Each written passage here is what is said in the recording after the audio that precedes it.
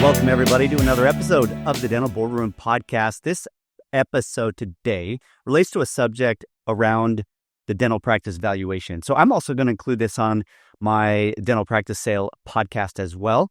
So you'll see it show up in both podcasts. What I want to talk about today is this term called EBITDA, EBITDA.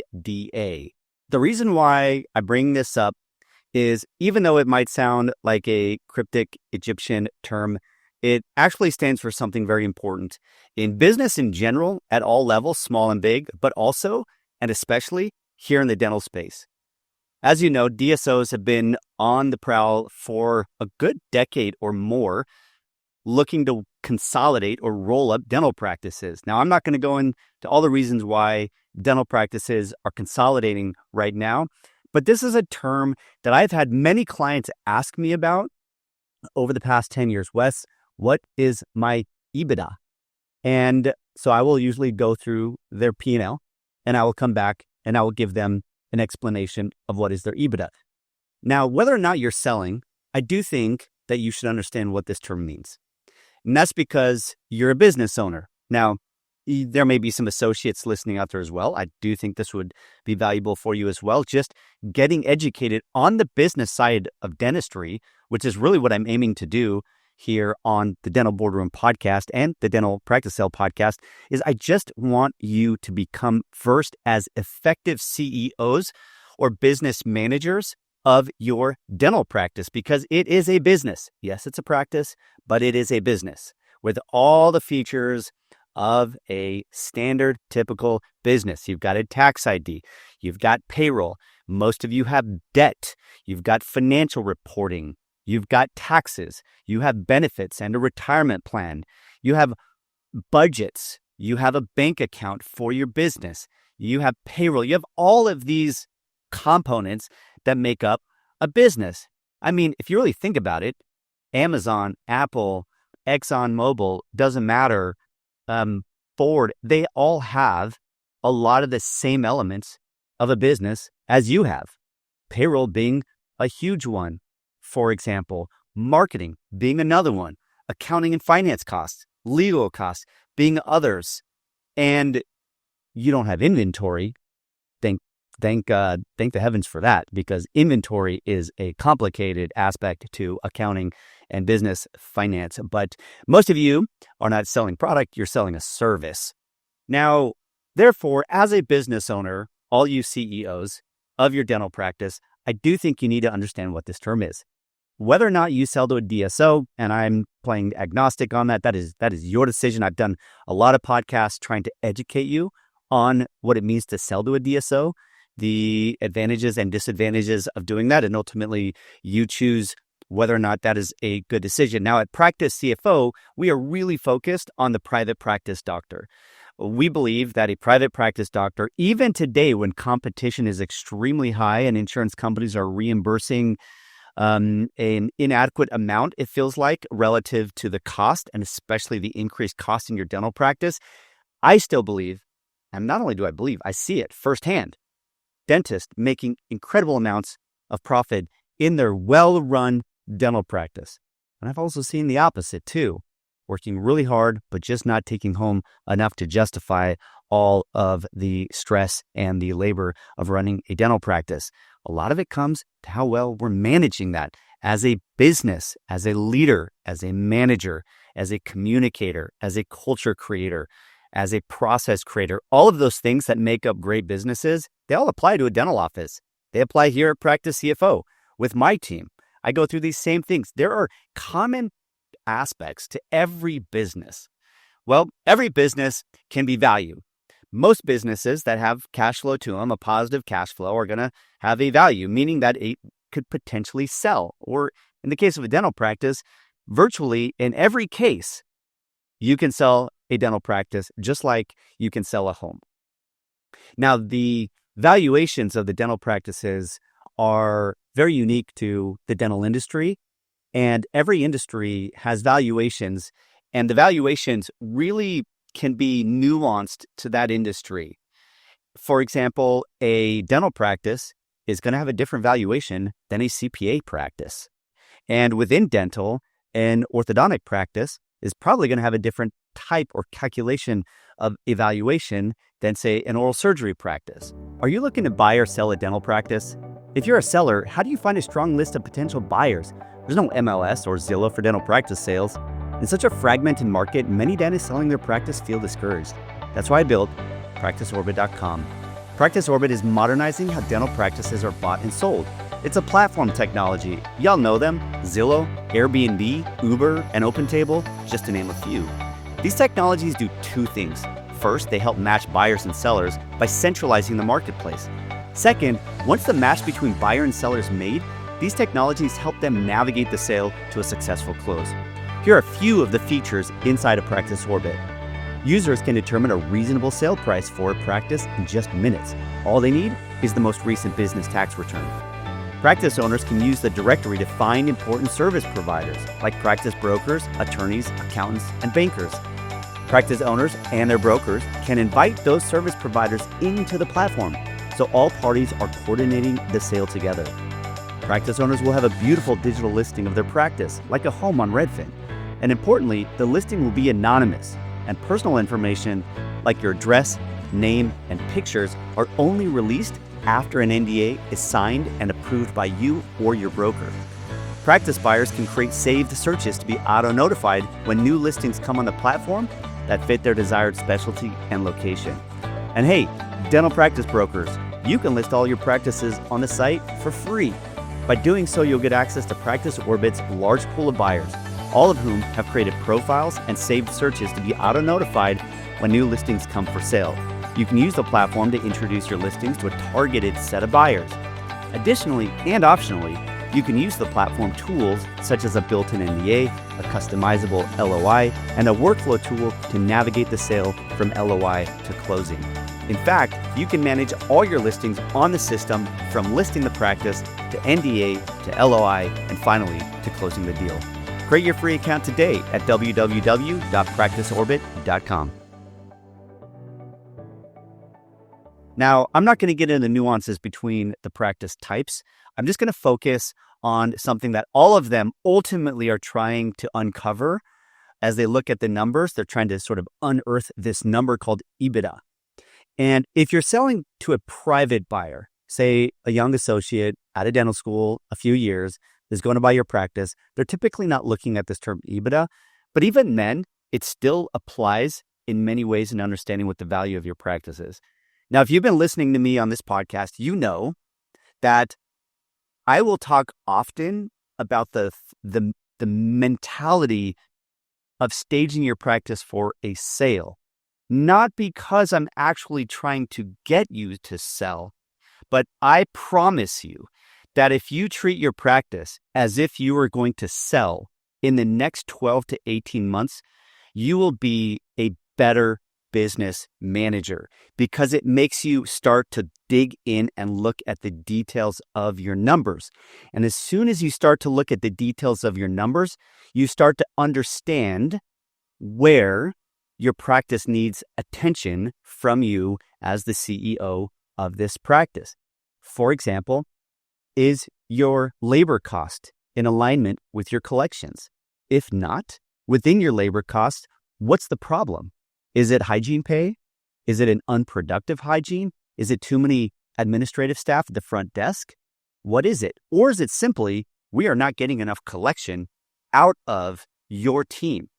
That's one small example how when you really understand your numbers and understand how you're doing relative to the industry as a health benchmark, you can start to focus on those areas of your P&L to improve them. Because when you do go to sell your business, at the end of the day, it doesn't matter how long you've owned it. It doesn't matter how much blood, sweat, and tears you put into it. I'm sorry to say, I don't mean to break any hearts. It just doesn't matter.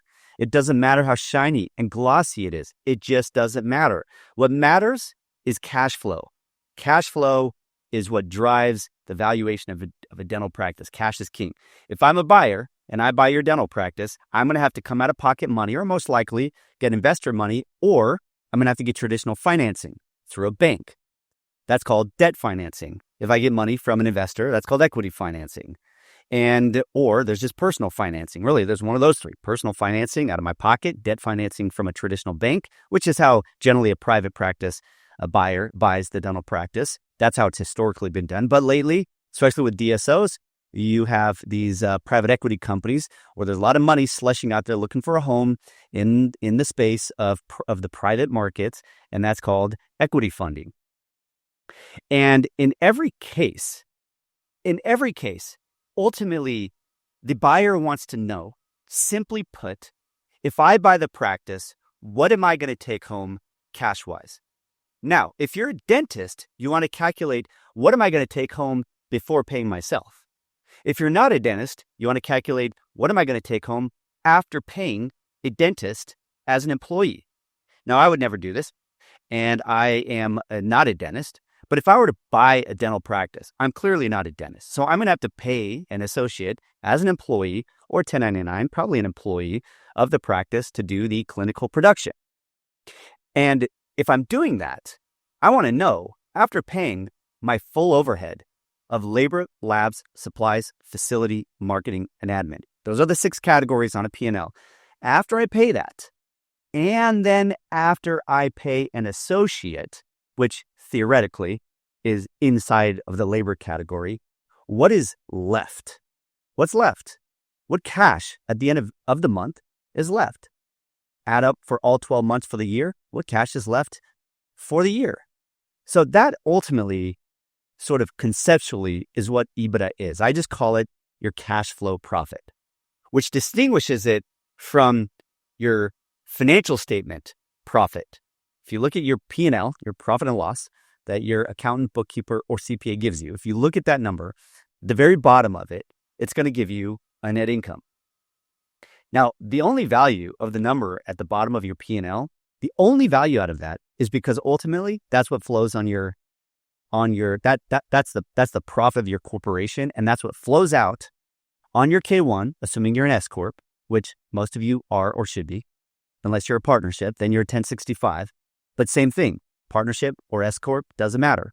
At the bottom of your P&L, it flows out to your personal tax return, your personal 1040 tax return on this thing called your Schedule E2, and it lands there. And it gets added with, if you're an S corp, your W2 income, and those two things combine to equal your taxable income. Now, you may have other things like stocks, bonds, real estate properties, a spouse with income, yada, yada, all that stuff. But I'm just talking about from your dental practice, the main two components that determine your taxable income is the net profit from your corporation that flows out on your K1 and your W2, the sum of those two things. Okay, so going back to the subject at hand. If I am a buyer of your dental practice and I care about cash flow profit, what I'm going to do is I'm going to go at your P&L for the last 3 years, and I'm going to put it in an Excel spreadsheet. I'm going to change it up.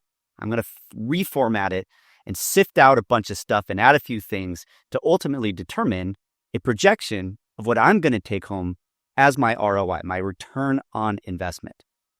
So if a dentist is buying a practice, their ROI or return on investment is once they do the production, and of course the hygiene as well, and after paying off the labor, lab, facility, admin, and marketing, after they pay off those expenses, what's left to the doctor to pay the doctor's current lifestyle, the doctor's future lifestyle, i.e. savings, the debt in the practice, and the taxes. And there's one other thing that we business owners love to do, which is run personal expenses through the business that we believe have a business element to them, like our car, like a travel plan where we do a little bit of sort of dental networking, like some of our Amazon and our Costco expenses. A lot of that sort of slush stuff, we tend to run through the business in order to get a tax deduction. And y'all know what I say, toe the line, don't cross it. But I do believe in toeing the line because taxes are a massive friction to becoming financially independent. And as you know me, I'm a financial planner. I'm all about financial independence. PracticeCFO is all about financial independence. Everything is to drive financial independence. So we do want to toe the line when it comes to taxes.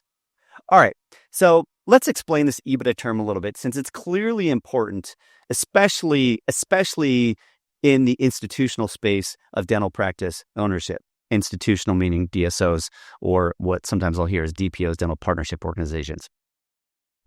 I should do a podcast on the difference between a DPO and a DSO. That would be a good one. All right.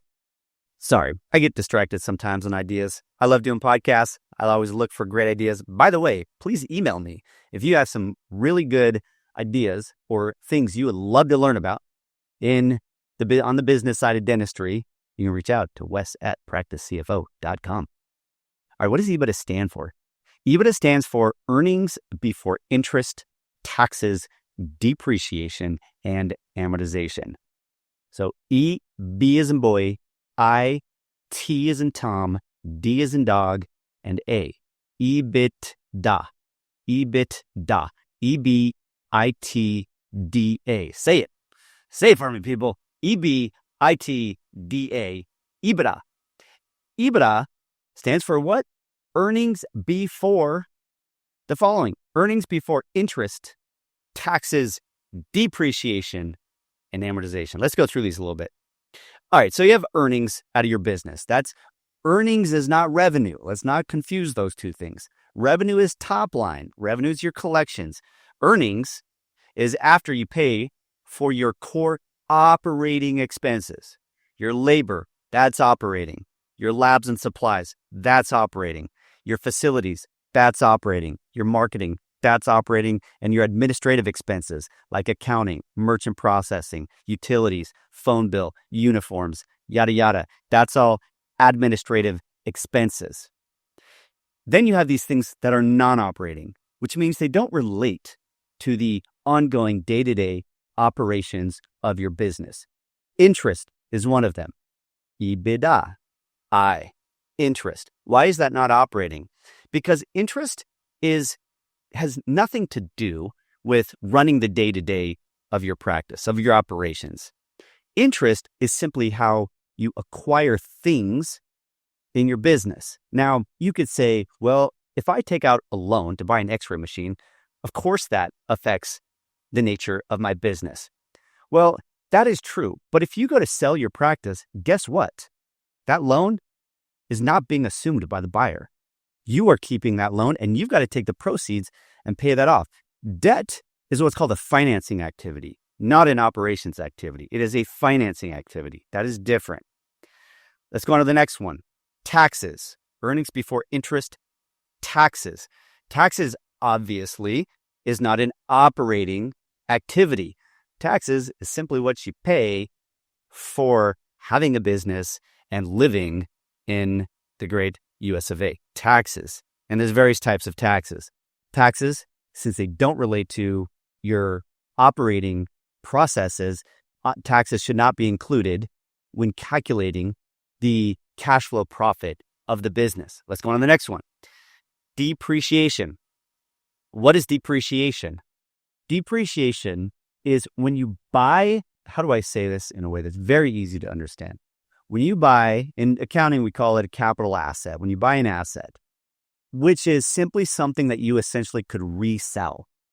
So if you buy a dental chair for $8,000, that is an asset. And instead of that going on your profit and loss statement, it goes on your balance sheet because your profit and loss statement is showing income and expenses. Your balance sheet is showing things that you own and things that you owe. So what you own that you could resell and what you owe, your debt, and the difference between them, which is called book equity, which I talked about that in a prior podcast. Go for it and listen to that if you want to learn more about the P&L and the balance sheet. But depreciation is when you buy that dental chair for $8,000, the IRS does not let you take that $8,000 and deduct it as an expense automatically on your P&L. Instead, it goes in your balance sheet, and then you take a little bit of that $8,000 and you get to deduct it every year on your P&L over a 5-year period. In that case, 5 years for that type of equipment that you bought. And it leaks into your P&L as a deduction called depreciation. So a very simple sort of mathematical calculation here is if you buy a dental chair, I'm going to bump that up from 8 to 10,000 just for the math. You buy it for $10,000. You get to depreciate it over 5 years. $10,000 divided by 5 years is $2,000. So every year there's going to be $2,000 on your P&L that you get a deduction for. Now, it doesn't work so straight line like that. It's more like in the first year, it might be $3,500 and then $3,000 and then $1,800. It has a different allocation across the years. But you get my main point there, that depreciation is dripping in the deductibility of that asset that you bought. Other examples are X-ray machines, CAD CAMs, build out on your practice, adding a new operatory, adding a roof on your building is an asset, and those get depreciated. Now, you may also know that if you buy these, the government does allow you this ability to front load 100% of that purchase into the current year. In other words, you sort of sandwich all that depreciation in the year that you bought it, so you actually do get to deduct that $10,000, and that's called Section 179 depreciation. So when it comes to the EBITDA, if I'm buying your practice, I don't care about depreciation, because when I buy it, I am not going to carry on your depreciation schedule.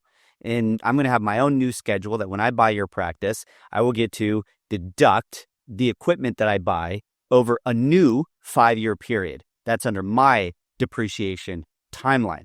And so anything that's not relevant to me as a buyer, I want to sift out, and depreciation is one of them. Amortization is essentially the same thing, and this is the last item on the EBITDA, is amortization. Amortization is the deduction of the goodwill when the practice was bought. That's pretty much the only time you see amortization or goodwill is when you buy a dental practice. So those of you listening to me that bought your dental practice, let's say you bought it for $1 million, you probably had somewhere around $700,000 to $900,000 of the purchase price was categorized by your attorneys as an intangible asset. In other words, an asset you can't touch, and that's called your goodwill. And the goodwill is deducted by the buyer over a 15-year period.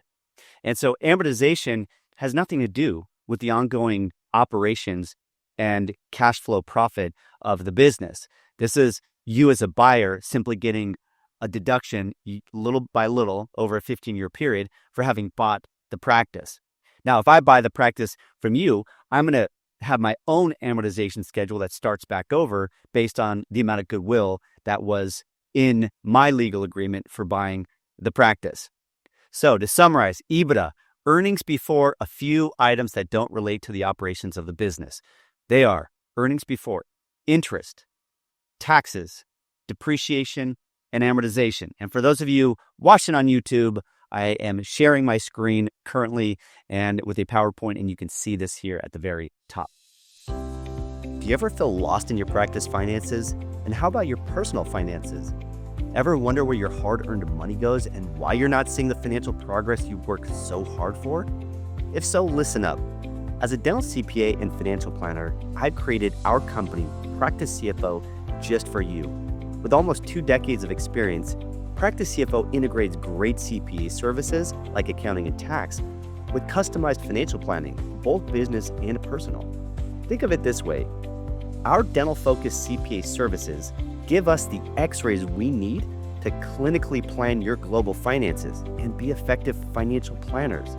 It's a highly customized approach we call the CFO model. Historically, having a CFO or Chief Financial Officer was an advantage of large corporations only. But today, PracticeCFO gives that same advantage to private dental practice owners. As a client of PracticeCFO, you'll be assigned one of our dedicated CFO advisors. You'll receive insightful financial reports each month, have regular financial review meetings, reduce taxes, grow your wealth, and feel more in charge of your numbers. Because we believe that in the competitive landscape of dental practice ownership today, you have to be an effective business owner, not just a capable clinician. Reach out to learn more at www.practicecfo.com. Okay, let's talk a little bit more about what it is. Now that I've defined, sort of dissected this term EBITDA to what exactly it is, I'm going to go on a little bit more to what it is as a sort of definitionally. It measures the operating profit excluding non-operating and non-cash items. So those see in my screen, you can see that in the second part. It measures the operating profitability. and it sifts out the non-operational and non-cash items, which are the interest, taxes, depreciation, and amortization. Another way of thinking this is a formula method, and it's this. EBITDA equals the following: net income, which is the very bottom line on your P&L. So if you got your P&L for last year, all 12 months, you go to the very bottom line, you're going to add some things to it. You're going to get very bottom line, you're going to add back all the IDA items, the ITDA items. You're going to add back the interest, you're going to add back the taxes, you're going to add back the depreciation, and you're going to add back the amortization. And that equals your EBITDA. And another way I've heard this said is that it is a proxy for cash flow from your operations. If you could only listen to one sentence from this whole podcast, it's going to be that. EBITDA is a proxy, or it is the cash flow from the operations. Now, I had to explain what's operational and what's not operational to fully understand that, but that's a very simple one-sentence statement of what EBITDA is, a proxy for cash flow from operations. So again, if I bought the practice and I'm an investor, what is the cash flow from the business back to me to pay my debt or as a return on my investment? Now, the reason why EBITDA is such a commonly used term in dental practice valuation is because it does the following. It helps normalize earnings for comparison across businesses. I'll say that again. It helps normalize earnings for comparison across businesses. Because if I take the P&L of one practice and I take the P&L of an unrelated practice on the other side of town, I can guarantee you these two P&Ls are going to be formatted very differently, and I will not be able to do an easy apples to apples comparison on the health financially or the cash flow from operations. So what EBITDA forces in an analysis is it forces to restructure or reformat the P&L in a way across all practices that it becomes a translator, like a currency translator. It allows us to compare apples to apples across the practices. If I say that practice A has an EBITDA of $300,000 and practice B has an EBITDA of $500,000, well, now it's very clear to me that the value of the 500, that the second practice has a higher value because its EBITDA is higher. If I just looked at the two P&Ls of those practices, and they might have the same revenue, and they have a different expense structure, and it's going to be really hard to tell from these really sloppy P&Ls that exist out there to know which one is worth more. But when you take those P&Ls and you reformat them to calculate the EBITDA, well, now I have a common language that the entire industry uses to know what is the cash flow profit out of that practice. And from there, you can start to calculate what is a valuation based on that EBITDA. But if you don't have that EBITDA, you can't get to the next step in calculating the valuation. All right, EBITDA and dental practice valuation. So if you're looking on my screen, those of you that are watching on YouTube, those of you who are listening on your podcast, I will just explain it here. It standardizes earnings, and it's useful for comparison, for comparing practices, number one. Number two, it removes owner-specific discretionary expenses. I want to talk about that one. EBITDA removes owner-specific discretionary expenses. These are those expenses that are personal in nature and cloud the true profitability of the dental practice. And that is some of those items I mentioned earlier, but I'm going to add a couple more here. If you put your kids on payroll, which we do this all the time at PracticeCFO, we put a lot of the kids on payroll, give them a job description, pay them what is the standard deduction on the 1040, and then you shift essentially in this year $15,000 from the parent's tax bracket to the child's essentially free tax bracket, and you get to bank on that spread, which is usually somewhere around $1,500 to $3,000, depending on that spread and also the state that you live in. So we do that often. If somebody has 4 kids and they're, say, 6 up to 14 years old, we put them on. That's probably going to save somewhere around $12,000 to $15,000 for the year. Now, the kids aren't really necessary in the dental practice, operationally speaking. So if I'm a buyer, I'm going to say, whoa. Okay, let's go ahead and remove those expenses. And those expenses, or the amount of those expenses, get added back to the net income of the dental practice, to the net income at the bottom line of your P&L. Those expenses get added back. So pretend you just scrape those off the P&L, those payroll costs to your kids in this current example. You scrape those off the P&L, and what happens to your bottom line profit? It goes up because you just removed expenses. If you remove expenses, your profit goes up. If your profit goes up, the valuation goes up. These things are called add backs. You're adding back expense, or amounts of expenses are being added back to the profit, thereby increasing the profit. Increasing the profit increases the valuation. So if you're selling your practice, you want add backs.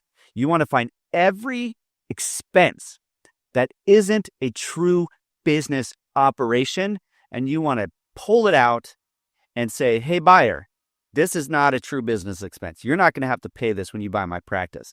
And by doing that thorough vetting, that thorough due diligence of your cash flow, of your P&L, usually you do it by going through this accounting document called your general ledger, which lists every single transaction for the year, and you make sure that you pull them all out. Other discretionary expenses, if you are an owner and you're maximizing your 401k plan, and let's say you're putting in every year as an employer contribution to yourself, let's say you're putting in $35,000, $40,000, that is going to be added back, because if I buy your practice, I'm not going to be paying $35,000, $40,000 into your 401k as an employer benefit. That's strictly a tax planning and retirement planning strategy, which we do it all day long here at PracticeCFO for our clients that we set up 401ks for. A lot of clients, if they're really cash flowing and maybe a little bit older, in their 50s or 60s, no longer in their 30s or 40s, they might have a defined benefit plan. Defined benefit plans, you can put in 100, 200, up to sometimes 400,000 in this per year. Well, that's an expense in your P&L. It's not operational. So I'm going to back that out. And therefore, the profits are going to go up when you back that out. But a lot of the other common ones, as I mentioned before, are your meals, entertainment, your car costs, and your travel. Sometimes you'll label things as continuing education, when really is it continuing education? Things like that. Those are called owner discretionary expenses. Sometimes I call them perks or just slush expenses. Those, you really want to add them back. So if you format your financial statements right, whether you're selling tomorrow or selling in 10 years, doesn't matter, is you push all of those expenses down to the very bottom of your P&L and don't let them get mixed in with your true labor and your true supplies and labs and your true facility costs, marketing and admin. That way, everything up above in those categories is actually operating expenses. And so if you take your collections less those true expenses, you take your collections less those true expenses, you get to a number that I call your operating income. Your operating income. That is the punchline of the P&L. Check out my analysis on, or my podcast episode on understanding your numbers, and I do a deep dive into understanding your P&L. The operating income is critical. And then below the operating income, I put your pay as a doctor. I put any family on payroll. I put all those slush expenses I told you about. All the EBITDA stuff goes down there. Interest, taxes, depreciation, amortization, all that goes down there. That way, the operating income is a true reflection, before paying you, the owner, but it's a true reflection of the cash flow profit of your business. Now, if you took that operating income and then you paid yourself, let's say 31% of your collections, if you're a GP, what's left, then essentially that becomes your EBITDA at that point. All right, I want to go on to now why or how is this used in the valuation? So if you think about the valuation, it's really, if you distill it down into two main exercises. Number one is unearth the EBITDA. Reformat the calculation on your P&L to calculate the EBITDA. That's number one. Number two is multiply the EBITDA by a number to get to the valuation. And often in dental, so now I'm moving away a little bit past the EBITDA into the valuation.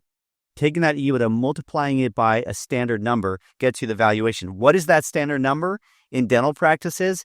It's usually somewhere on the very, very low end, 3.5, up to, for a general dental practice, doing this sort of an average amount of somewhere between 800,000 and let's say 1.5, 1.7 million. It's usually going to be somewhere between, honestly, it's going to be somewhere between 4.5 and 6 is generally where I see it. 5 and 5.5, probably the most common. If you are a bigger practice, and let's say you're doing 4 or 5 million in collections, and your EBITDA is, let's say, 800,000 or $1 million, that's a bigger cash flow right there. And institutional money, DSOs that are buying it, they would prefer to get more EBITDA in one transaction. In other words, they would rather buy one practice that has 800,000 in EBITDA than 4 practices with 200,000 in EBITDA. Just mechanically, it's a lot less work when you buy one practice and get that EBITDA. So what happens is they're willing to pay a higher multiple. So instead of paying, let's say 5, they may be willing to pay 6.5 or 7 for that practice that just has the higher cash flow. Because it's like they're getting 2 or 3 for one transaction. And because of that, they're willing to sort of migrate up that number. It's called a multiple, that 5 or that 5.5. That's called the multiple. So the EBITDA times the multiple equals the valuation of the dental practice as these sort of institutional or DSOs go through this calculation. And so these are 2 levers. If you're thinking, how can I get my valuation up? Well, number 1 is you can get your cash flow from operations up, i.e. your EBITDA up, or 2, you can negotiate a higher multiple, or you do both. And that's how you get your valuation up. Now, this is critical for DSOs and for PE groups. I also think this is valuable. Again, I'm not promoting selling to a DSO or PE group. I am simply explaining the concept so that you are educated on this subject. But even if you are not selling to a DSO, even if you're not selling at all right now, I think that you should understand or calculate every year, what is your EBITDA? Trust me, it will make you so much more keenly thoughtful about your numbers. And when you're thoughtful about your numbers, you just find this motivation to run your practice well. I find it in my case every month on about the 5th, I review my full P&L for PracticeCFO. Up and down, I have sort of certain targets. I have certain analytics I run. And at the very bottom is an EBITDA. And I am not selling. I have no interest in selling. But that number gives me a measure like my stock price. It's almost like my stock price. And my stock price is now a way that I can track my progress over time as the CEO of PracticeCFO. Okay, and let me now go on to a simple example. Here's a simple example for those of you watching on YouTube here. Sample valuation and inputs and calculations. So step 1, we get the financials. Revenues are 1.2 million. The net income, so the very bottom line of the P&L is 250,000. Now we do the add backs. And the add backs are the owner's salary above a market rate. So let's say that I, the doctor, this is my practice, I did 1.2 million. And let's say that I paid myself $300,000.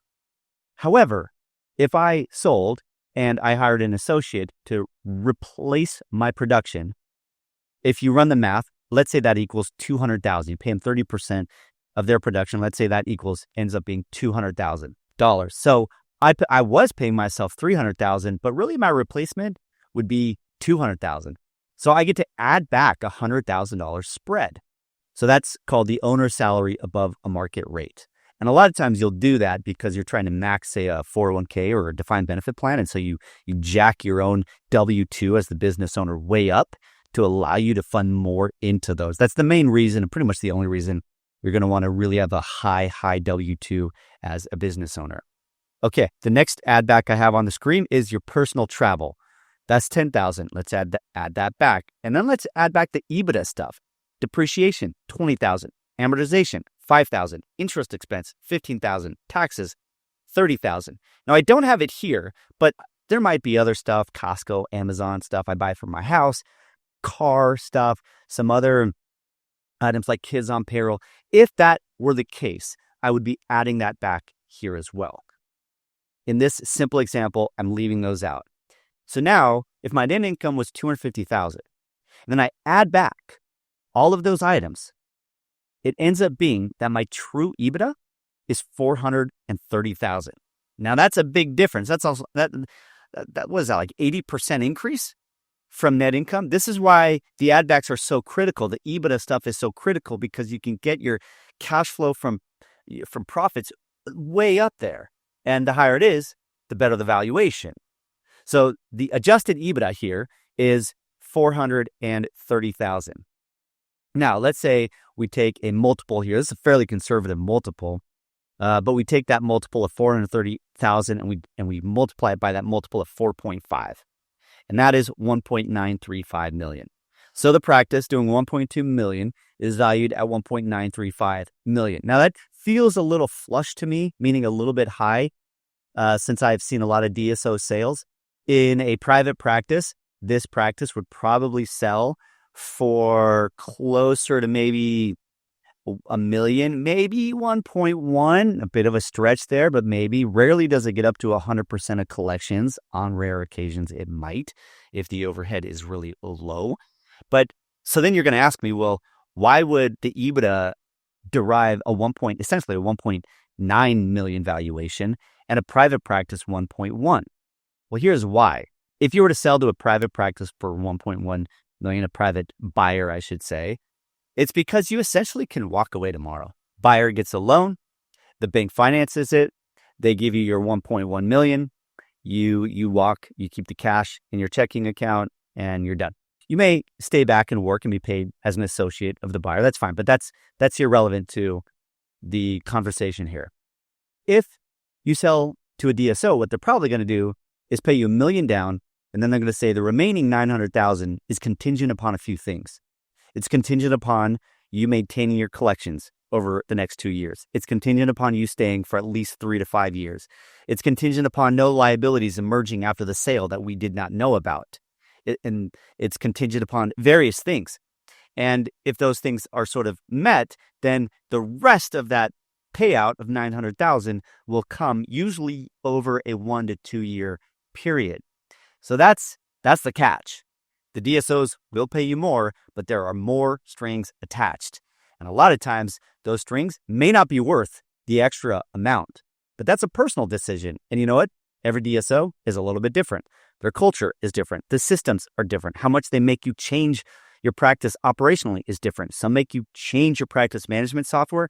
Some don't. Some may make you terminate an employee. Some won't. Some may make you outsource your billing. Some won't. Some may make you consolidate your supply ordering with theirs. Some won't. Now, a true DSO, a good aggregator is going to do what I always say actually creates value, and that's centralizing the operations of multiple practices. If they don't do that and you do everything essentially the same, then all they're doing is they're what I call assembling EBITDA across practices. And the more EBITDA they get, they buy it for a multiple of, let's say, 5, and then they go and sell it for a multiple of 10 because they went around and sort of aggregated a lot of it into a bundle and then sold it to a bigger fish. And that is a game. It is a game that's played out there every day in the dental space and in the roll-up space all around us. In many other industries, that's the nature of private equity in many ways, is to do that. And so I will always say the true economic value really is created when you centralize the operational structure to get benefits of economies of scale, which is basically benefits of being big. So that is a sample valuation or calculation of the EBITDA calculation and the multiple here, and an explanation of why institutional money, i.e. DSOs, tend to pay better than a private practice sale, even though many cases, many dentists have regretted that because all those strings attached ended up making it them in a worse off situation after the fact. So you just got to be very educated. Ultimately, you make that call. I just want you to be fully educated on it as a defender of you. A little bit, I'm a defender of the private practice space. Practice CFO loves working with private practice owners. We believe they can make more money as a private practice owner than working for a DSO, generally speaking, especially if you're running your practice really, really well. Now, there are some DPOs, dental partnership organizations out there that own a minority interest. And there's one I'm very familiar with that I'm sort of consult with a lot called SPP Dental. They take a minority ownership, and so the doctor still owns the majority of it. Sometimes they only take a 20%, 30% stake in it, and that way the practice gets access to scale and sort of the partnership and camaraderie of a larger group, but the doctor is still the private practice owner. So there are some kind of hybrid models out there as well for some dental practice owners. Okay, the last thing I'm going to do is show you, as many of you know, I have a software called Practice Orbit. And if you want to sort of get a decent idea of what your practice is valued at, this is a free way of getting what I'll compare it to is a Zestimate. We all know Zillow and how Zillow coined this term when they came out called the Zestimate. And they essentially banked off the MLS and consolidated all the data from the MLS, the multiple listing services that real estate people use, in order to create estimated values using that data, all the sales data. And so what Practice Orbit does is it doesn't do it fully automatic, but if you had your tax return, within about 2 minutes, you can have a pretty good low, medium, and high valuation or price estimate of your practice. I am not a certified valuation expert. Practice Orbit is neither a certified valuation expert. However, as a dental CPA and advisor, and having been in hundreds of dental transitions, I created the software and I think it's pretty darn accurate. And so far, as I see practices sale, this has proven to be quite accurate. And it goes even the next step and calculates what do you take home after paying your debt, your taxes, your broker, and selling expenses. At the end of the day, that's the number that matters. So what I want to do is give a quick demo on how that works. Those of you that can see my screen on YouTube, you will see it right here. Let me actually pull it up. For those of you who are not on YouTube, I will explain this to you. Let me just find the right place for this. Oh, yeah. So if you go to practiceorbit.com, www.practiceorbit.com, you will come to a place that says My Dashboard. You can create it free. It's always free for you to create your account. And I don't use it for marketing purposes or selling, nothing like that. And when you are on your dashboard, there's a menu on the left. If you're not selling your practice, most of them don't apply. But at the very bottom on the left, it says Price Estimator. Now, in order to get there, you don't have to fill out your profile, which is very simple, but please do that. And then you go to Price Estimator on the bottom left, and there are 3 simple sections. The very first one, as you can see on my screen,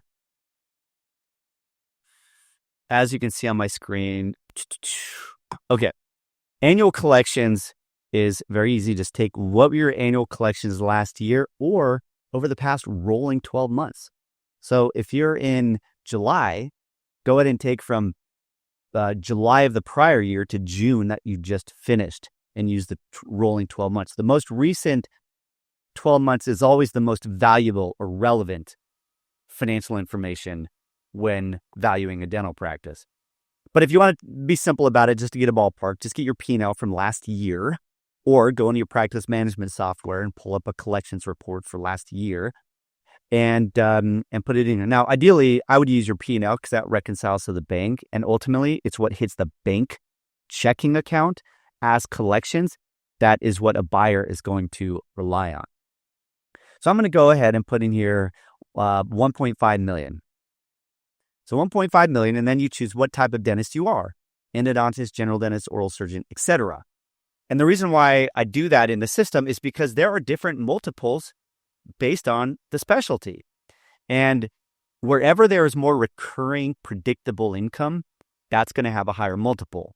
So orthodontists tend to have higher multiples because they have contract receivables, fairly predictable income stream.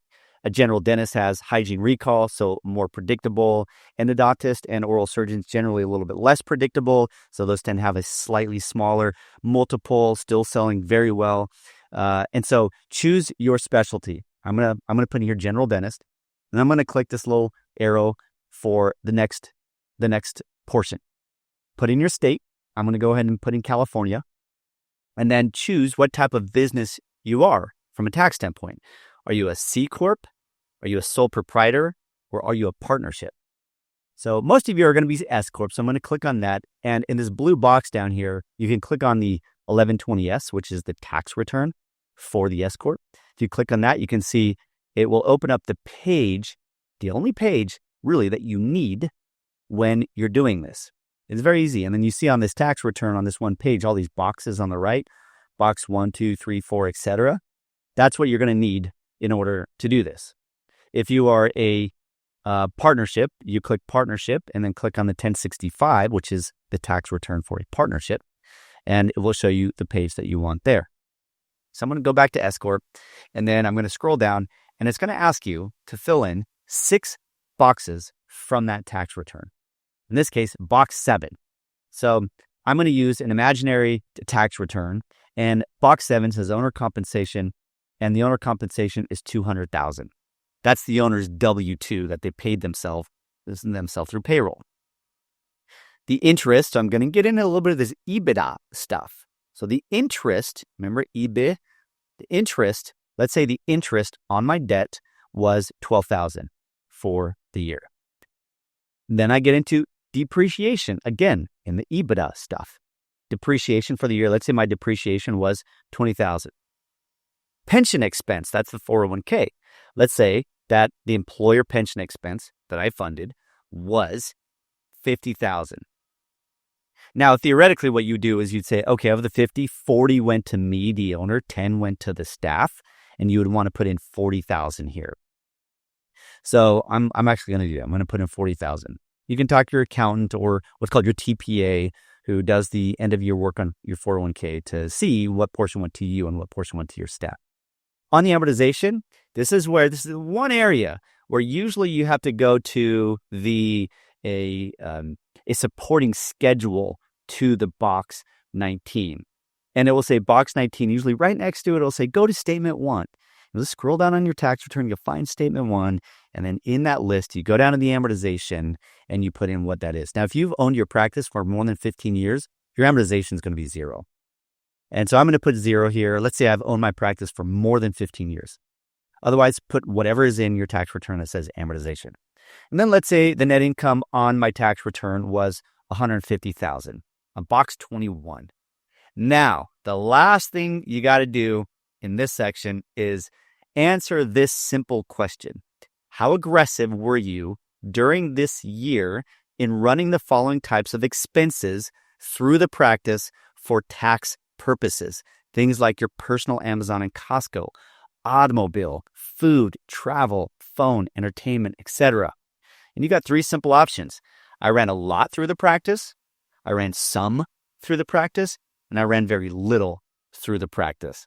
Just how aggressive are you in that? You know, if you're constantly pulling out your business credit card every time you go on Amazon, you're probably more aggressive. If you're buying your car and running it through your business, you're probably a little bit more aggressive. And so what I do, instead of making you go through your financial statements and your bank statements to itemize all those out, which can take you a long time, I make this pretty simple because we're generally just trying to get a decent ballpark here. And so I'm going to put, I ran some through the practice, some of these personal perk/expenses through the practice.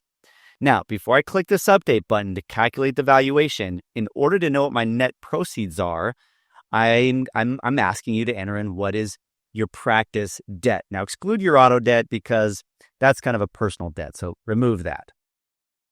Let's say your practice debt is $350,000.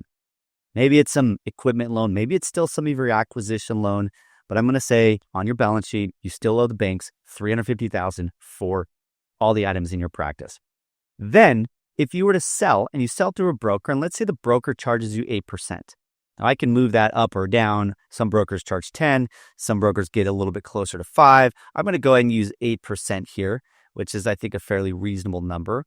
And I'm going to click Update now. It's going to take all that information, and I'm going to update it. And now at the bottom, it calculates this awesome table with a low, median, and high valuation.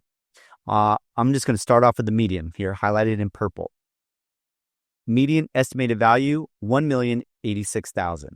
So think about that. The collections were 1.5 million, and it's basically saying 1.1 million. So if I just do that math on my calculator, 1.1 million divided by my collections are 1.5 million, that is 73%. So a lot of you are going to say, Wes, isn't that low? I thought dental practices are selling for closer to 85%. Well, some are, but this practice clearly has a high overhead. And if it has a high overhead, the profit is less. And ultimately, practices are valued based on their cash flow, not on their collections, but their cash flow after all their overhead. That's why it's a little bit lower here. So median price, $1,086,461. The low end, which is 20% below the median, would be $869,000. And on the high end, which would be 20% above the median, that's $1.303. Now, a lot of sellers come in here and they say, okay, I want to do it closer to the high end. I'm going to do $1.2 million. That seems like a very common place to go. And now what you can do is say, okay, great. This is as a ballpark. I can print this out. If I'm not selling, I can give it to my estate planner so they know about what the valuation of my practice is. I can give it to my financial planner as well if they're doing a retirement plan for me to know what is the value of my dental practice as a personal asset that will help pay for some of my retirement later when I sell it. There's various reasons why you want to do a valuation other than just to sell it. Now what I do here is I go to the next step and I say, okay, if you can sell for $1,086,000, what do you keep? Well, you got to pay $350,000 in debt because remember, the buyer is buying your assets. They're not buying the stock of your corporation. And because they're buying your assets, you're simply selling your stuff, your equipment, your chairs, your furniture, your fixture, and then the intangible asset, which is the remainder of the value of the practice, that's called goodwill. And that goes over into the buyer's entity. And so you take the proceeds of $1,086,000, and now you got to pay off the debt that you still had. That's why it's kind of great if you don't have debt when you sell, because then you don't see this big outflow just to satisfy the debt. Estimated taxes. Here, it's $274,000. It's not going to be exact, but it's going to be pretty darn good. Remember, I'm a CPA, and we've done taxes on a lot of dental practice sales. I have a pretty good idea of how taxes are calculated on a dental practice sale. We assume an 80% goodwill, 20% equipment, and a marginal, what's called tax basis when we run the numbers here. Now, that's more than probably you want to know, but this software will calculate a pretty good estimate of the taxes. Then I've got the broker fee, which was 8% of the $1,086,000. And then I have selling costs, which are things like paying your attorney and your accountant when you go to sell. So I have that about $10,865. So what do you net? You net $364,424. Now, a lot of you are probably thinking, dang, my $1.5 million practice only netted me $364,000. Well, yeah, because your overhead's kind of high and you still had debt on the practice and you're in California that has a 10% tax at the state level and you paid an 8% broker fee. So yeah, what do you expect? Sorry to sound unempathetic there, but that's how the numbers play out. Now, let's say you had a more average overhead. So I'm gonna come up here and I'm gonna go back to my level 2 here, and I'm going to update this and say my net income was actually $350,000. So my overhead isn't so high, which means therefore my net income is higher. And I'm going to click update. All right, what is it saying now? Well, now it's saying $1.296 million, $1,296,461. So what is that as a percent of collections? 1,296,461 divided by 1.5 million equals 86,000 or 86.4%. So 86%. Yeah, there you go. This practice has low overhead, and so it's selling at the very much at the higher end of what a private seller would pay for, the private buyer would pay for. Now, your debt is still the same. That doesn't go up. Your taxes do go up. Your broker fee goes up as well. Your estimated selling expenses for your accountant and your attorney are probably around the same. But now instead of netting a little over $300,000, you're netting $500,000. So that's definitely better than before. Ideally, you don't have any debt. So if I remove that debt of $350,000 and I make that zero, Now you're taking home $852,000. Now we're talking, people. Now we're talking. All right. Then if you want to get a true valuation in Practice Orbit, in my directory, I have an independent, non-broker based valuation expert who is credentialed to do it formally. And his name is Mike Size and does a great job. But it's going to be like an 80-page report, which is probably going to come around to be somewhere close to what I've got in here. So, and that's probably going to cost you about $3,500. Not to say you shouldn't. I think it's a very good idea to do that sometimes. But if you're just wanting a general ballpark, this is going to be a great option as a price assessment. Okay, that is the Practice Orbit free price estimator, www.practiceorbit.com. You can log in, create your username and password, or just link it up to your Google login, and it is free for you there. Practice Orbit allows sellers also to sort of anonymously list their practice. Brokers can use it for their listing. It's really a platform for brokers, sellers, buyers, bankers, attorneys, and accountants all to operate in one ecosystem in order to make the platform or the process or experience of selling your dental practice a lot easier. Okay, and everybody, that is the podcast of the day on EBITDA. Now, I didn't mention here, by the way, EBITDA isn't mentioned here in this calculator. This is more assuming a private buyer. Maybe I should have stated that earlier. This is really related to a private buyer. If it were a DSO, you could probably bump it up by anywhere from 10 to maybe 50 or 60%. But just remember all the strings attached that come with a DSO sale. Whether that's right or not for you, that's a personal preference there and experience. Thanks, everyone, for joining this podcast episode on what is EBITDA, what does it stand for, how is it calculated, and how does it translate into dental valuations. Thanks for joining.